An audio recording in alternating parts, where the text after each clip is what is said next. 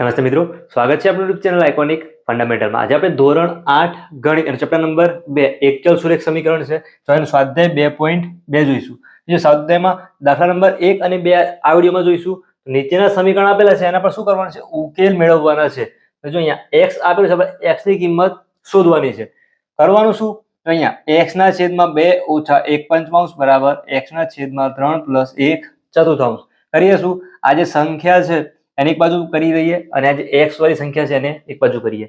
કરવું શું પડશે? અહીંયા જો આજે x ના છેદમાં 3, જો x ના છેદમાં 3 ને ક્યાં લઈ જવાના છે આપણે? બરાબરની ડાબી બાજુ અને બીજા કોને લેવાના? જો -1 પંચમાંશ છે અને -1 ના છેદમાં 5 ને જમણી બાજુ લઈ જતા. તો આપણે જે સ્ટેપ કરવાનું છે બાજુમાં લખવું પડશે. જો આવી રીતે લખાશે. જો પહેલા x ના છેદમાં 2 તો છે, x ના છેદમાં 3 સામે જતો રહેશે, શું થશે? માઇનસ થશે x ના છેદમાં 3 બરાબર. સામે જે 1 ચતુર્થાંશ તો હતા જ, -1 પંચમાંશ સામે જાય તો ધન થઈ જશે, પ્લસ 1 ના છેદમાં 5. હવે જો અપૂર્ણાંક છે, સરવાળો બાદબાકી કરવાનું છે. 2 અને 3 નો લસા કેટલો થઈ જશે? 6 થશે. 4 અને 5 નો લસા કેટલો થઈ જશે? જો 4 ગુણ્યા 5 20 કરીએ તો બંનેમાં ભાગી શકાય છે. અહીંયા બરાબર શું કર્યું? લસા લીધો છે, એકમાં લીધો છે 6 અને બીજામાં લીધો છે 20. જો અહીંયા 2 તો ક્યારે 6 થશે? 2 ગુણ્યા 3 6 થાય તો ઉપર 3 ગુણવા પડશે તો 3x. 3 ગુણ્યા 2 6 થાય તો ઉપર 2 થી ગુણવા પડશે તો 2x. એવી રીતે અહીંયા જો 4 છે, 4 નો ગુણાકાર 5 જોડે કરે તો 20 થાય તો ઉપર પણ 5 થી ગુણવા પડશે. 5 એકા 5. એવી રીતે 4 છે, 4 પંચા 20 તો ઉપર 1 ગુણ્યા 4 એટલે 4.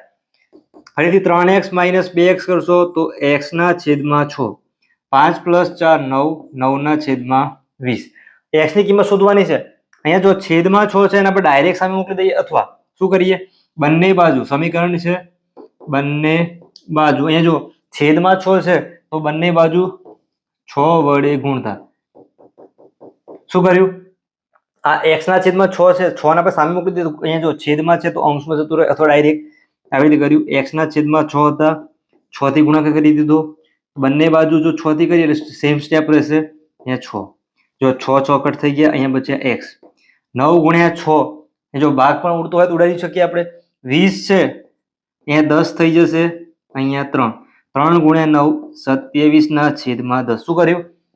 તો આપણે જે 6 છે તો 3 દુ 6 થાય, 20 છે તો 10 દુ 20 થાય, એટલા માટે ભાગ ચલાવ્યો છે. 9 ગુણ્યા 3 27 ના છેદમાં 10. x બરાબર આ કિંમત મળી. એવી જ રીતે આગળ દાખલા નંબર 2 આવી રીતે આપેલું છે. જો n ના છેદમાં 2 ઓછા 3n ના છેદમાં 4 વત્તા 5n ના છેદમાં 6 બરાબર 21. તો સામે જમણી બાજુ તો સંખ્યા જ આપેલી છે. ડાબી બાજુ માટે તો ડાબી બાજુ અપૂર્ણાંક છે 2 4 અને 6, લસા લઈ લઈએ. ડાબી બાજુનો લસા જો 2 નો ઘડિયો બોલીશું તો 2 દુ 4 થઈ જાય. 4 અને 6, જો 4 ગુણ્યા 2 કરીએ 8 થાય. 4 ગુણ્યા 3 12. 6 માં 6 ગુણ્યા 2 12 આવી શકે છે. લસા કેટલું લેવું હશે? 12 લેતા. શેનું લીધું આપણે? ડાબી બાજુ માટે લસા લીધો 12. 12 ક્યારે લેવાશે? તો આજે 2 ને કેટલા વડે ગુણીશું તો 12 સાથે 6. જો છેદમાં લખી દઈએ પહેલા 12. તો અહીંયા n છે તો એને પણ અહીંયા 6 થી ગુણવા પડશે તો 6n ઓછા 4 ગુણ્યા 3 12 થાય, ઉપર જે 3 થી ગુણવા પડશે તો 9n. અહીંયા જો પ્લસ છે, 6 ગુણ્યા 2 12 તો ઉપર જે સંખ્યા છે 2 થી ગુણ્યા તો 5 ગુણ્યા 2 એટલે 10n બરાબર 21. સાદુરૂપ આપીએ. જો 6 ધન છે, 10 ધન, 10 પ્લસ 6 16. 16 માંથી 9 માઇનસ કરવાના. તો 16 માંથી આપણે 9 માઇનસ કરીએ કેટલા વધશે? 7. 7n ના છેદમાં 12 બરાબર 21. છેદમાંથી 21 દૂર કરશે. આગળના દાખલામાં કર્યું તો એ જ રીતે શું કરીએ આપણે? બંને બાજુ 12 વડે ગુણતા. તો જો 12 વડે ગુણીશું શું બનશે? આવી રીતે 7n ના છેદમાં 12 ગુણ્યા 12 બરાબર સામે 21 ગુણ્યા 12. ખ્યાલ આવ્યો છે? જો 12 12 અહીંયા કટ થયા. 7n બરાબર 21 ગુણ્યા 12.